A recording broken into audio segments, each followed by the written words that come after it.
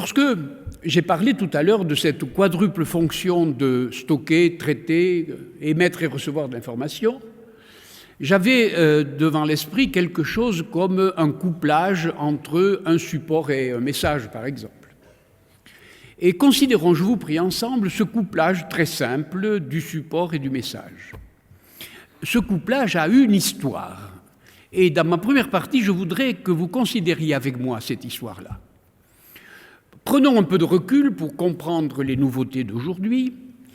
Et ce recul sera suffisamment grand pour que j'aille jusqu'au moment où l'humanité n'avait pas encore inventé l'écriture. À l'époque de ce stade oral, car il s'agissait en effet de ce qu'on appelle le stade oral, non pas au sens de Freud, mais au sens des linguistes, à cette époque du stade oral, le support, c'était le corps humain. C'était le cerveau et le corps en entier. Et au fond, le stockage, le traitement, l'émission, c'était finalement le corps, la mémoire, la voix, les circonvolutions du cerveau, bref, la totalité de l'organisme humain recevant, émettant de l'information, se souvenant de l'information et le traitant quant à soi. Laissons ce stade oral et considérons maintenant brusquement une révolution considérable qui se passe, disons, autour du premier millénaire avant Jésus-Christ, 500 ans ou 1000 ans avant Jésus-Christ, révolution concernant l'écriture. L'écriture est le premier support extérieur au corps humain, support velin, peau de bête ou papier ou papyrus, le mot papyrus étant l'équivalent du mot Bible, comme vous le savez, et invention d'une écriture sur ce support, écriture d'abord signalétique et un peu figurative et ensuite abstraite avec 24 lettres de l'alphabet, c'est celle-là que je considère. Or, dès le moment où change le couplage support-message, c'est-à-dire le moment de l'invention de l'écriture, alors, dans nos civilisations, tout change. Et tout change de telle sorte que le spectre du changement est assez large pour que je puisse le considérer rapidement devant vous. Premièrement, ce qui change, c'est les villes. On ne peut organiser des villes que dès lors qu'on est en possession de l'écriture. Pourquoi ? Parce qu'on peut écrire du droit, et le droit devient stable. C'est le code d'Hammurabi, par exemple. Invention du droit écrit, invention des grandes villes et des premières métropoles, et du coup, invention de l'État. L'État, probablement, est fils de l'écriture.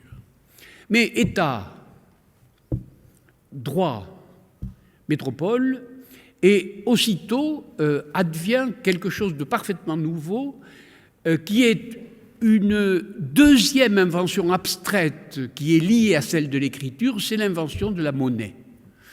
Et en effet, la monnaie est une manière d'écrire sur un support de bronze ou de cuivre un dessin ou une valeur.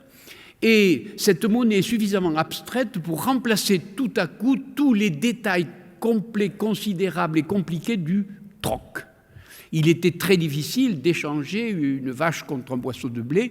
Il est très facile de se prêter à ce qu'on appelle l'équivalent général, puisque la monnaie est assez abstraite pour représenter à peu près tous les objets du monde qu'on veut acheter ou vendre. Invention des villes, invention du droit, invention de l'État, invention de la monnaie, facilitation du commerce, invention de la géométrie. Nous savons, nous, historiens des sciences, qu'on ne peut rattacher l'invention de la démonstration géométrique au 5e, 6e siècle avant Jésus-Christ, 7e siècle même, comme fille de l'écriture.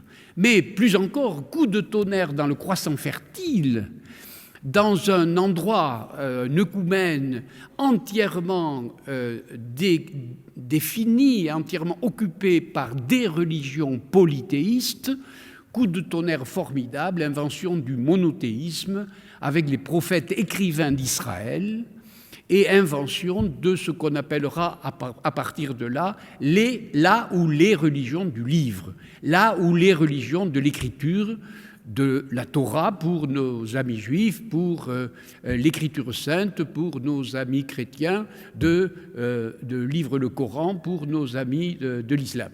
Les religions monothéistes sont essentiellement des religions filles de l'Écriture. Déployez maintenant la totalité de ce spectre et vous allez vous apercevoir que notre civilisation est la fille directe, politiquement, juridiquement, commercialement, pédagogiquement. J'ai oublié de parler de la pédagogie parce que la païdéia grecque est de nouveau fille de l'Écriture. Pourquoi ?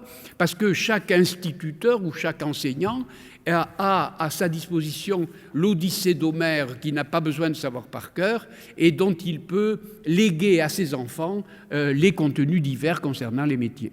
Pédagogie, sciences, géométrie, religion. Vous voyez donc que le spectre de cette révolution est tout à fait considérable et il est d'autant plus stable, d'autant plus important que je vais tout d'un coup le répéter et que je vais le répéter quelque chose comme 2 millénaires plus tard lorsqu'apparaît la deuxième révolution concernant ce couplage que j'ai annoncé entre le support, le corps humain, puis le papier ou le parchemin et le message, c'est-à-dire l'information que l'on veut stocker, traiter, émettre ou recevoir.